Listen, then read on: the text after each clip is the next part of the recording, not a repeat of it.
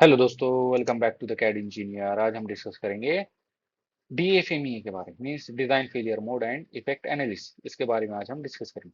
सबसे पहले हम समझेंगे कि ये एफएमई क्या होता है। तो दोस्तों, एफएमई क्या है? ये मेथड है। तो इसमें हम आइडेंटिफाई करते हैं फेलियर को। जो भी सबसे पहले हम आइडेंटिफाई करेंगे सिस्टम लेवल पर, फिर हम आइडेंटिफाई करेंगे डिजाइन लेवल पर, मीन्स कंपोनेंट लेवल पर, फिर हम आइडेंटिफाई करेंगे उसको प्रोसेस लेवल पर, मीन्स मैन्युफैक्चरिंग लेवल पर, कि हम इसमें से कैसे जो रिस्क आ सकते हैं उनको हम रिड्यूस कर सकते हैं। तो इसका फुल वर्क फ्लो क्या होता है? सबसे पहले हम सिस्टम एफएमईए करते हैं, जो मैंने मेरी पिछली वीडियो में डिस्कस किया। हम सिस्टम लेवल पर जो प्रॉब्लम्स आ सकती है उसको डिस्कस करते हैं, क्या कि सिस्टम लेवल पर क्या फेल हो सकता है। जैसे फॉर एग्जांपल जो व्हीकल है, जो हम इंटायर सिस्टम की बात करेंगे कि व्हीकल स्टॉप नहीं हो रही तो क्या फेल हो रहा है।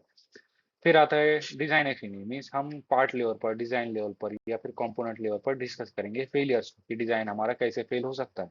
फिर जैसे क्यों व्हीकल स्टॉप नहीं हो रहा, क्योंकि जो ब्रेक पैड है उसका डिजाइन बहुत ज्यादा वीक था इसलिए वो फेल हो गया। फिर हम आते हैं process failure mode and effect analysis पर, मीन्स मैन्युफैक्चरिंग लेवल पर, कि क्यों इसका मैन्युफैक्चरिंग फेल हुआ है, क्यों क्यों हुआ है, उसके काउजेस क्या हो सकते हैं। जैसे हमने क्या पुअर मटेरियल यूज किया है, या फिर जो मैन्युफैक्चरिंग प्रोसेस है वो प्रॉपर नहीं थी, या फिर जो हमने जो उसकी मशीनिंग की थी वो प्रॉपर नहीं थी। तो दोस्तों, सिस्टम में स्टार्ट होता है, फिर वो सिस्टम से और फिर वो मूव करता है डिजाइन लेवल पर, कंपोनेंट लेवल पर, या फिर असेंबली लेवल से वो कंपोनेंट लेवल पे मूव करता है, फिर वो प्रोसेस लेवल पर जाता है, मींस मैन्युफैक्चरिंग लेवल पर। और हर स्टेज पर हमें एक टीम का इन्वॉल्वमेंट चाहिए होता है, जिसकी वजह से हम क्या करते हैं, जो रिस्क है उसको एलिमिनेट करते हैं। चलिए अब हम डिस्कस करेंगे design failure mode and effect analysis. तो ये क्या है दोस्तों? ये मेथड है। इसमें हम क्या आइडेंटिफाई करते हैं कि जो हमारा डिजाइन है उसके अंदर क्या फेलियर आ सकते हैं। फिर वो फेलियर की वजह से जो हमारा कस्टमर है, जो यूजर है, उसके ऊपर क्या इफेक्ट हो सकता है, और वो फेलियर किस वजह से आया है उसको हम आइडेंटिफाई करते हैं design failure mode and effect analysis method. फिर हम क्या करते हैं, उसके ऊपर प्रॉपर एक्शन लेते हैं और फिर उस रिस्क को रिड्यूस करते हैं बिफोर प्रोडक्शन। हम सिंपल वर्ड में क्या करेंगे, पहले हम फेलियर मोड को फाइंड करेंगे, फिर उसको मीन्स फिक्स करेंगे डिजाइन प्रॉब्लम को बिफोर दे हैपन, मीन्स वो होने से पहले उसको हम फिक्स करेंगे। अब डीएफएमई की नीड क्यों है? जो कस्टमर के जो कंप्लेंट होते हैं उसको हमें रिड्यूस करना है। फिर जो सेफ्टी से रिलेटेड जो फेलियर है उसको हमें रिड्यूस करना है। फिर जो एक्सटेंडेड लाइफ और रिलायबिलिटी फेलियर है, मीन्स जो हमने जितना भरोसा था कि ये वर्क करेंगे उतना ही वो वर्क करना चाहिए, अगर वो उतना वर्क नहीं कर रहा है तो वैसे वैसे फेलियर को हमें रिड्यूस करना है। जो फिर प्रोडक्ट रिलायबिलिटी क्लेम होता है और जो लीगल डिस्प्यूट होता है, मीन्स अगर सपोज कीजिए कुछ फेल हो गया और जिसकी वजह से लीगल डिस्प्यूट हो गया तो उसको हमें रिड्यूस करना है। फिर जो हमारा प्रॉफिट मार्जिन है हमें उससे बढ़ाना है। फिर जो जो हमने वारंटी दी हुई है, कि वारंटी तो हमने दी हुई है लेकिन वो हमारा पार्ट फेल नहीं होना चाहिए विद इन द वारंटी, तो उसके वजह से क्या होगा, जो हमारा कॉस्ट है वो बढ़ेंगे तो हमें, और हमारा टाइम भी उसमें वेस्ट होगा तो वो भी हमें रिड्यूस करना है। फिर जो कस्टमर सेफ्टी है हमें उसे इंश्योर करना है। फिर हमें क्या करना है, जो नेसेसरी कंट्रोल्स है और डेवलपिंग टेस्ट प्रोसीजर को हमें सेट करना है। अब दोस्तों, डीएफएमई में हम क्या करते हैं, कंपोनेंट लेवल पर डिस्कस करते हैं प्रॉब्लम्स को, और सिस्टम एफएमई में हम क्या करते हैं, असेंबली लेवल पर प्रॉब्लम को डिस्कस करते हैं। अब इसमें हम क्या करेंगे, और डीप में जाएंगे, हम देखेंगे किस पार्ट की वजह से हमारा जो सिस्टम है वो फेल हो गया है। जो हम कंपोनेंट है उस पर फोकस करेंगे, उसके डिजाइन पर फोकस करेंगे। जो ब्रेक सिस्टम का प्रॉब्लम है उसको हम पार्ट लेवल फेलियर में कन्वर्ट करेंगे। हम जो सिस्टम प्रॉब्लम है उसको डिजाइन लेवल फेलियर में कन्वर्ट करते हैं, कि कौन से पार्ट की वजह से हमारा जो डिजाइन है वो फेल हो रहा है और वो क्यों फेल हो रहा है। तो हमारा फोकस एरिया क्या होगा, इंडिविजुअल कंपोनेंट्स होंगे, एक एक कंपोनेंट को हम चेक करेंगे, एक एक कंपोनेंट के हम ज्योमेट्री को चेक करेंगे, उसके मटेरियल को चेक करेंगे, और कहाँ कहाँ पर हमारे स्ट्रेसेस जनरेट हो रहे हैं और जिसकी वजह से हमारा पार्ट फेल हो रहा है उसको हम चेक करेंगे। डिजाइन मार्जिन को हम चेक करेंगे और फेलियर मैकेनिज्म को हम चेक करेंगे।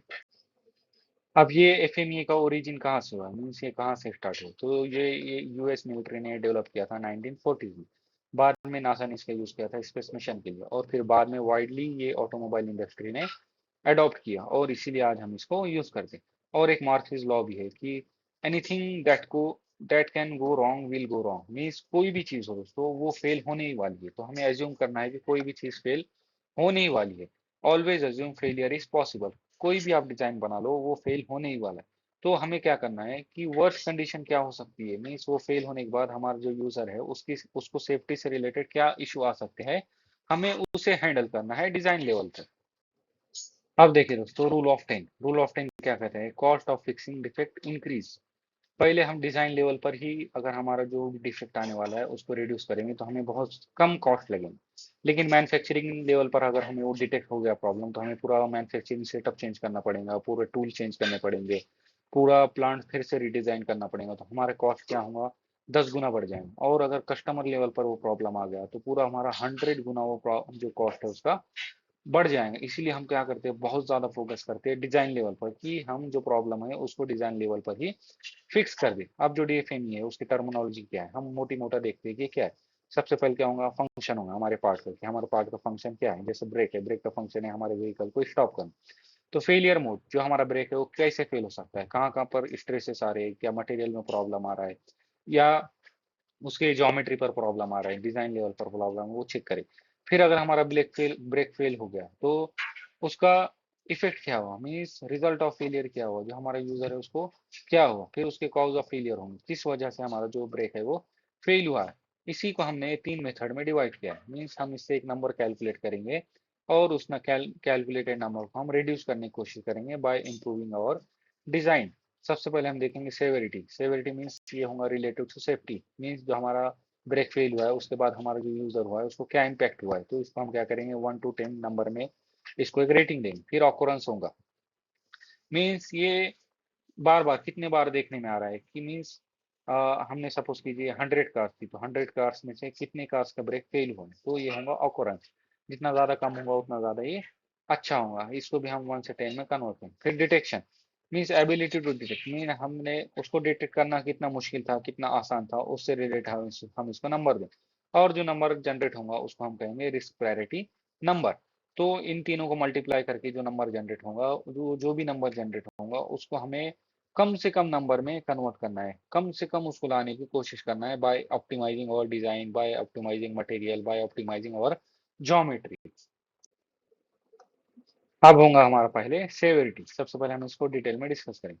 सेवेरिटी क्या होती है, how serious is the effect of failure if failure happens, means अगर हमारा ब्रेक फेल हो गया तो उसका इफेक्ट कितना सीरियस होगा उसको हम कैलकुलेट करेंगे नंबर के थ्रू। इम्पैक्ट ऑन यूजर, जो यूजर है हमारा उसको सेफ्टी से रिलेटेड या सिस्टम को हमारे क्या डैमेज पहुंचा है उसको हम नंबर से कैलकुलेट करेंगे। अब एग्जांपल क्या है, क्या कार ब्रेक सिस्टम फेलियर, क्या है इसका ब्रेक नॉट वर्किंग, तो इफेक्ट क्या होगा, एक्सीडेंट होगा तो इसकी सेवरिटी क्या होंगी, बहुत ज्यादा होंगी। मीन्स हम इसको 10 नंबर देंगे, क्योंकि इसकी वजह से क्या हो सकती है, हमारा जो यूजर है उसकी डेथ भी हो सकती है, उसको बहुत ज्यादा सीरियस इंजरी हो सकती है।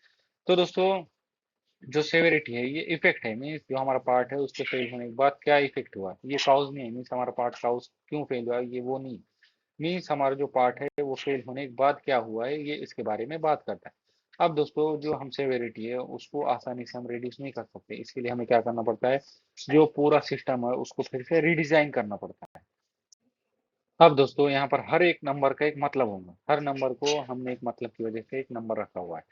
तो अगर फेलियर हुआ है तो उसका कितना ज्यादा सीरियल डैमेज होगा उसको हम नंबर से कैलकुलेट करेंगे, और हर नंबर के मतलब होंगे। जैसे वन, वन अगर हम सिवियरिटी नंबर दे रहे हैं तो कोई भी प्रॉब्लम नहीं, और अगर टू दे रहे हैं तो ये हार्डली नोटिस हो रहा है कोई प्रॉब्लम।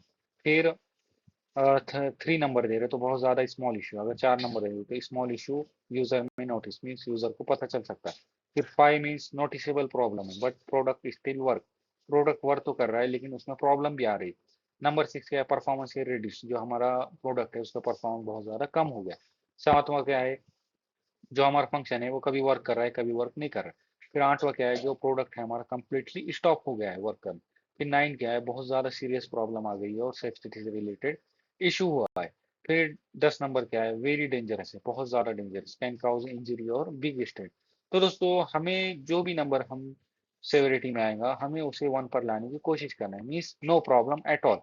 हमें इतना डिजाइन को ऑप्टिमाइज करना है कि हमारा जो सेवेरिटी आए वो 1 नंबर आए। अब मैं आने वाली स्लाइड में डिस्कस करूंगा कि ये नंबर हम कैसे कैलकुलेट करते हैं और कौन ये हमें रेटिंग देता है।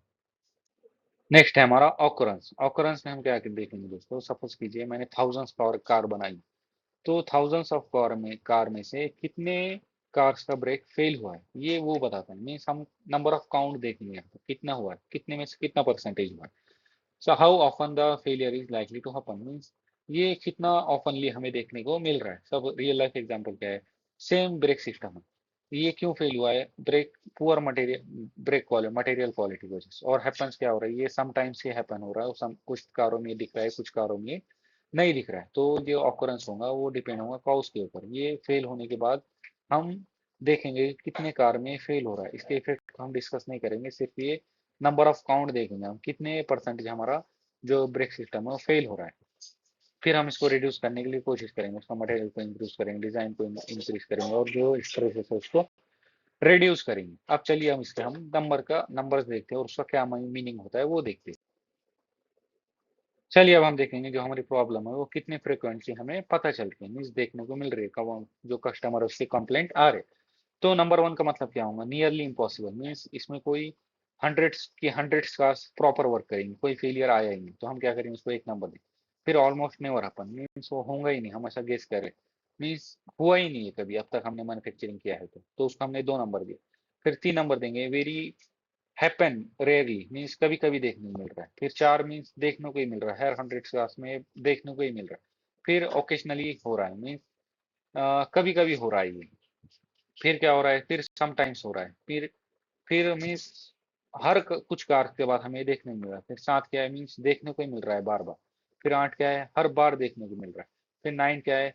वेरी ऑफन, मीन्स हर 2 कार में से एक कार में देखने को मिल रहा है। फिर 10 क्या होगा? एवरी कार में ये हमें देखने को मिल रहा है, एवरी टाइम एवरी कार में हमें देखने को मिल रहा है। तो दोस्तों अगर हमें कोई भी ऑकरेंस के लिए हमें नंबर आए तो उसको हमें एक नंबर पर लाने की कोशिश करना है। कैसे करेंगे? हम हमारे डिजाइन को ऑप्टिमाइज करके, हमारी ज्योमेट्री को ऑप्टिमाइज करके, जो बेटर मटेरियल है उसको चूज करके, जो स्ट्रेसेस एरिया है उसको कम करके हम क्या करेंगे? जो नंबर वन है वो अचीव करने की कोशिश करेंगे, मीन्स नियरली इम्पॉसिबल। थर्ड है हमारा डिटेक्शन। अब जो डिटेक्शन होगा दोस्तों वो टेस्टिंग से रिलेटेड होगा। सपोज कीजिए हम कोई पार्ट टेस्ट कर रहे हैं, तो कितने इजीली से हम जो डिटेक्ट है उसको आइडेंटिफाई कर रहे हैं before it reaches to the customer. Customer के पास जाने से पहले हमें उस डिटेक्ट जो फेलियर मोड हो सकता है उसको डिटेक्ट करना है टेस्टिंग करते time. Real life example, same brake system, no proper testing और इंस्पेक्शन, हमने उसका प्रॉपर टेस्टिंग नहीं किया, इंस्पेक्शन ही नहीं किया, तो उसका डिटेक्शन क्या आएगा? 9 आएगा, बहुत ज्यादा आएंगे, वेरी पुअर डिटेक्शन। फिर जो डिटेक्शन होगा वो current control means quality control या टेस्टिंग कंट्रोल से रिलेटेड होगा। ये फ्यूचर प्लान नहीं होगा, हमें उसको क्वालिटी में ही चेक करना है। तो हम इसको इंप्रूव कैसे करेंगे? जो टेस्टिंग मेथड है उसको बढ़ाएंगे, जो टेस्टिंग एरियाज है उसको बढ़ाएंगे, और हम उसमें सेंसर लगाएंगे कि सेंसर के थ्रू भी हम उसको टेस्ट करेंगे, और जो इंफेक्शन मेथड्स होंगे हमारे उसको हम इंप्रूव करने की कोशिश करेंगे। सबसे पहले number one, always found before it reaches to the user, means हम उसको अच्छे से चेक करें तो हमें पता चल रहा है तो हम उसको एक नंबर दें। फिर ऑलमोस्ट ऑलवेज फाउंड, मीन्स हर 2 पार्ट में वो हमें मिल रहा है तो हम उसको 2 नंबर देंगे। Found most of the time, means एक दिन में 2-3 बार मिल रहा है तो उसको 3 नंबर देंगे। यूजुअली फाउंड है, मीन्स 8 दिन में एक बार मिल रहा है। फिर found about half the time, means हफ्ते में एक बार मिल रहा है। फिर क्या है? समटाइम्स कैन फाइंड, मीन्स कभी कभी हमें मिल रहा है महीने में। फिर 7 क्या होगा? Hard to find. Hard to find means हमारे जो जो इंस्पेक्शन या टेस्टिंग प्रोसेस है वो बहुत ज़्यादा वीक है। फिर 8 क्या होगा? Very hard to find, means हमारा जो इंस्पेक्शन मेथड है वो टोटल फेल है। फिर 9 क्या है? Almost impossible to find, means हमारा जो इंस्पेक्शन मेथड है, टेस्टिंग मेथड है वो प्रॉपर नहीं है। फिर 10 क्या है? Can not find the problem at all, means जो हमारा इंस्पेक्शन मेथड है वो है ही नहीं, मीन्स डायरेक्टली हम जो पार्ट है उसको पास कर रहे हैं, इसलिए हमें कोई भी फेलियर यहाँ पर डिटेक्ट नहीं हुआ है। तो ऐसे हम ये नंबर देते हैं। अब सेवेरिटी, ऑकुरेंस और डिटेक्शन के अंदर हमारा डिफरेंस क्या है? तो सेवेरिटी क्या होता है दोस्तों? ये काउज के ऊपर होता है, जो हमारा पार्ट है वो फेल होने के बाद उसका क्या इफेक्ट हुआ। तो इसको रिड्यूस करना बहुत ज़्यादा डिफिकल्ट होता है, मीन्स कि हमें पूरा डिज़ाइन ही चेंज करना पड़ता है। फिर ऑकुरेंस क्या होता है कि वो काउज से रिलेटेड होता है, मीन्स कितने प्रॉब्लम में, कितने कार्स में प्रॉब्लम आ रही, तो हम क्या कर सकते हैं? पर मटेरियल चेंज कर सकते हैं, ज्योमेट्री चेंज कर सकते हैं, या फिर हमारा जो स्ट्रेस एरिया है उसको कम कर सकते हैं, तो ये इसको हम रिड्यूस कर सकते हैं इजीली। फिर डिटेक्शन क्या होगा? ये काउंटर से रिलेटेड होगा, क्वालिटी कंट्रोल या टेस्टिंग कंट्रोल से रिलेटेड होगा। इसमें भी हमें कोई डिटेक्ट हो रहा है कोई भी इफेक्ट या फेलियर, तो उसको भी हम इजीली रिड्यूस कर सकते हैं। अब देखिए दोस्तों, हम रिस्क प्रायोरिटी नंबर कैसे कैलकुलेट करते हैं? तो हम क्या करेंगे? जो सेवेरिटी है, ऑकरेंस है, डिटेक्शन है, इन दोनों को वैल्यू को मल्टीप्लाई करेंगे। जितना ज़्यादा हायर नंबर आएगा उतना ज़्यादा हायर रिस्क हम यहाँ पर कंसिडर करेंगे। सपोज कीजिए सेवेरिटी है 7, ऑकरेंस है 5 और डिटेक्शन है 6, तो तीनों को मल्टीप्लाई किया तो क्या हुआ? 210 आए, और ये बहुत ज़्यादा सीरियस है। तो फिर हमें क्या करना पड़ेगा? जो हमारा डिज़ाइन उसको इम्प्रूव करना पड़ेगा, बेटर डिज़ाइन बनाना पड़ेगा, बेटर सीलिंग्स प्रोवाइड करने पड़ेंगे, बेटर मटेरियल यूज़ करना पड़ेगा, बेटर डिजाइन ज्योमेट्री हमें यूज करना पड़ेगी। पूरे स्ट्रेसेस यहाँ पर जो है तो मिनिमाइज करने पड़ेंगे। उसके बाद हमें फिर से जो है तो आरपीएम कैलकुलेट करना पड़ेगा, फिर से मीटिंग बिठानी होंगी। अब हम देखेंगे कि ये नंबर आता कहाँ से, 7, 5, 6, ये कौन हमें ये नंबर प्रोवाइड करता है। अब दोस्तों जो डीएफएमई होता है ये टीम वर्क होता है। ये ऐसे नहीं है कि डिजाइन इंजीनियर अकेला बैठ के करता है या कोई क्वालिटी इंजीनियर अकेला बैठ कर ये करेगा। ये एक टीम वर्क होता है जहाँ पर अलग अलग टीम के मेंबर्स मीटिंग्स करते हैं, बार बार मीटिंग्स करते हैं और चेक करते हैं कि जो हमारा कंपोनेंट लेवल पर क्या क्या हमारे डिजाइन के अंदर प्रॉब्लम आ रही है और उसको इम्प्रूवमेंट प्लान ये एक मीन्स क्रिएट करते हैं। तो सबसे पहले हमारा होगा डिजाइन इंजीनियर। डिजाइन इंजीनियर क्या होगा, ये लीडर होगा डीएफएमई का, ये ओनर होगा डीएफएमई ये डॉक्यूमेंट का। तो डीएफएमई को ये ड्राइव करेगा और एक्टिविटी को ये ड्राइव करेंगे। तो ये क्या, इसका काम क्या होता है, रिस्पॉन्सिबिलिटी क्या होती है, जो हमारा प्रोडक्ट है उसके फंक्शंस को डिफाइन करना अच्छे से। फिर जो फेलियर मोड है उसको आइडेंटिफाई करना। फिर जो डिजाइन चेंजेस हो सकते हैं उसको प्रपोज करना। फिर जो डीएफएमई की मीटिंग्स होती है उसको लीड करना, शेड्यूल करना। फिर जो डॉक्यूमेंट होते हैं डीएफएम से रिलेटेड उसको अपडेट करना, फिल करना। फिर जो एक्शंस है वो इम्प्लीमेंट हुए नहीं है उसको इंश्योर करना। अगर डिजाइन इंजीनियर वीक होगा दोस्तों तो डीएफएम ये यूजलेस बन जाएगा। फिर आएगा हमारा मैन्युफैक्चरिंग इंजीनियर। मैन्युफैक्चरिंग इंजीनियर का क्या काम होगा, जो डिजाइन इंजीनियर बनाया है वो प्रैक्टिकल है क्या मैन्युफैक्चरिंग करने के लिए, मीन्स वो इजी टू मैन्युफैक्चर है क्या।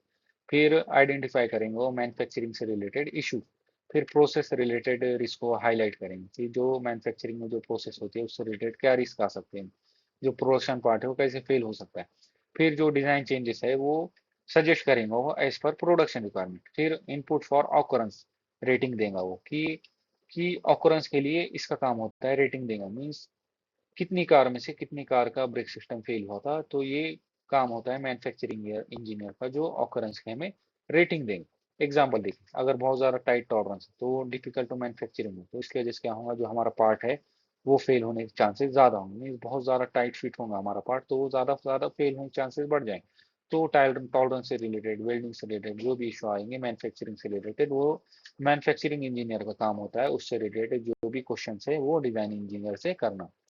फिर वो आएगा हमारा क्वालिटी इंजीनियर। क्वालिटी इंजीनियर क्या करेंगे, जैसे जो रिस्क आ सकती है उसको हम कैसे कंट्रोल कर सकते हैं, या फिर कैसे कंट्रोल में रिस्क आ सकती है, या फिर रिस्क वैल्यूएशन कैसे कर सकते हैं, उससे रिलेटेड जो भी डिस्कशन होंगे वो क्वालिटी इंजीनियर करेंगे। यही डिफाइन करेंगे severity occurrence and detection rating को।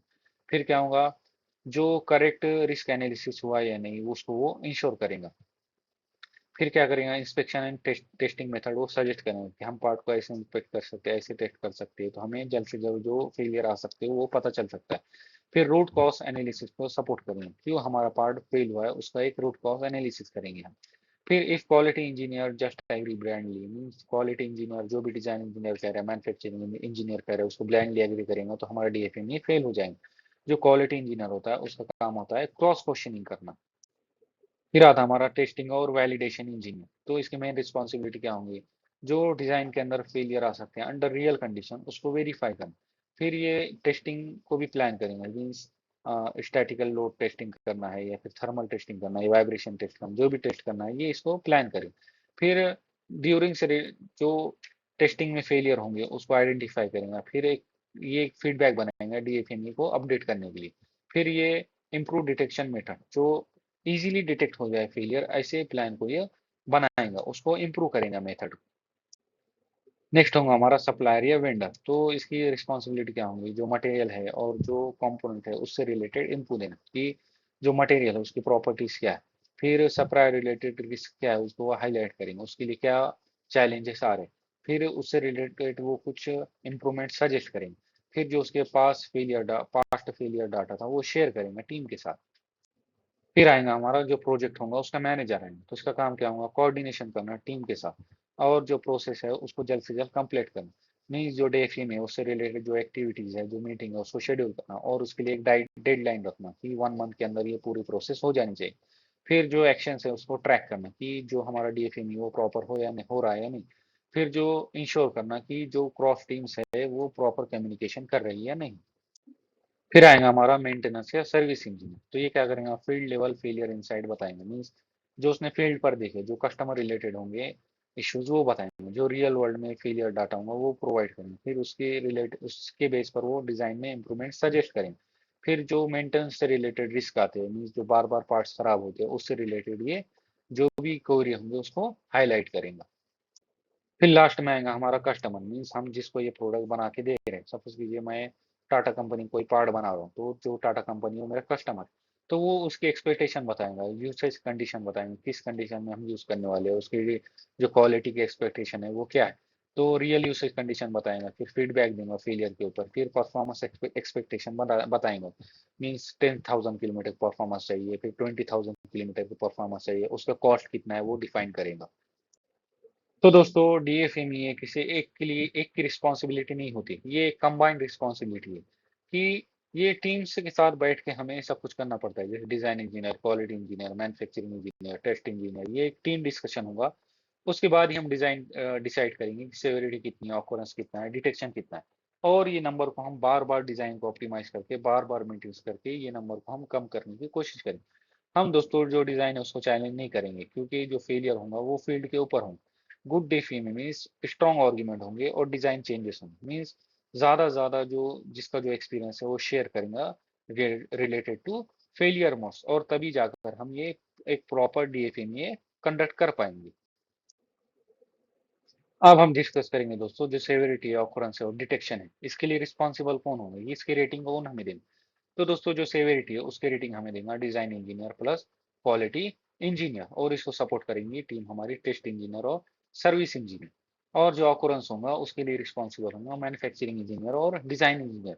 और जो सपोर्ट टीम होंगी वो होंगी सप्लायर और क्वालिटी इंजीनियर। और जो डिटेक्शन होगा उसके लिए रिस्पॉन्सिबल होगा हमारा क्वालिटी इंजीनियर और वैलिडेशन इंजीनियर। और जो इसको सपोर्ट टीम होंगी वो होंगी मैन्युफैक्चरिंग इंजीनियर और डिजाइन इंजीनियर। अब दोस्तों हर कंपनी की अपनी अपनी एक वर्कशीट होती है जिसमें वो डीएफएमए कंडक्ट करते हैं, उनके अपने अपने टेम्पलेट्स होते हैं। तो हम यहाँ पर कुछ की अंडरस्टैंडिंग करेंगे, हम सिर्फ समझने की कोशिश करेंगे कि वो कैसे करें। सबसे पहले देखिए जो हमारा जो भी फंक्शन जो भी हमारा डिजाइन होगा उसका फंक्शन होगा, जैसे सपोर्ट लोड, तो उसका फेलियर मोड क्या हो सकता है, वो क्रैक हो सकता है। मीन्स जो व्हील इन नकल है सब उसकी जो क्रैक हो गई, तो इसकी वजह से क्या होगा, जो व्हीकल है हमारी कोलैप्स होगी। क्यों हो गई है, वो हो गई स्ट्रेस कंसंट्रेशन की वजह से। सबसे पहले हमने डिस्कस किया फेलियर मोड, फिर उसका इफेक्ट और फिर उसका cause. Means design failure mode, effect and analysis. उसका काउज क्या था, फिर हमने इसके ऊपर इसको सेवेरिटी नंबर दी, फिर इसका आरपीएन जनरेट किया। आरपीएम जनरेट करने के बाद हमने उसको एक्शन लिया, मीन्स वहाँ पर बहुत ज्यादा फिलेट ऐड कर दिए, थिकनेसेस ऐड कर दी, इसका इसका जो स्ट्रेसेस है वो रिमूव हो गए। तो फिर से हमने उसका जब नंबर आरपीएम नंबर कैलकुलेट किया तो वो 120 आ गया। तो ऐसे ही जो नंबर है हमें वो कम से कम लाना है, ग्रीन करना है, हमें रेड से ग्रीन उसका नंबर करना है। तो ऐसे ही हर कंपनी की एक वर्कशीट होती है जिसमें वो अपना डीएफएमए कंडक्ट करते हैं। तो दोस्तों जो सेवेरिटी होती है वो इफेक्ट से रिलेटेड होती है, कस्टमर के ऊपर उसको उसका इम्पैक्ट होता है। फिर जो ऑकरेंस होता है वो ड्रिवन बाय डिजाइन और प्रोसेस रियलिटी से रिलेटेड होता है। फिर जो डिटेक्शन होता है वो इन्फेक्शन और टेस्टिंग कैपेबिलिटी से रिलेटेड होता है। और सिस्टम एफएमए का काम क्या होता है दोस्तों, कि क्या फेल हुआ है उसको चेक करना। और डिजाइन एफएमए काम क्या होता है, वो क्यों फेल हुआ है उसको चेक करना। और process failure mode and effect analysis का एक काम होता है कि मैन्युफैक्चरिंग लेवल पर क्या फेल हुआ है उसको चेक करना। तो दोस्तों अगर आपकी वीडियो पसंद आया हो तो शेयर कीजिए अपने दोस्तों के साथ, और लाइक और सब्सक्राइब कीजिए द अकेडमी इंजीनियर चैनल। आपके सपोर्ट से ही चैनल ग्रो करेंगे और भी अमेजिंग वीडियोस आएंगे। और आपकी इस वीडियो की पीपीटी मेरे टेलीग्राम चैनल पर भी मिल जाएंगे, जिसकी लिंक मैंने डिस्क्रिप्शन बॉक्स में दी है। और अगर आपको कोई भी डाउट हो तो आप मुझे कमेंट बॉक्स में कमेंट करके पूछ सकते हो। So thank you so much दोस्तों, मिलते हैं नेक्स्ट वीडियो में।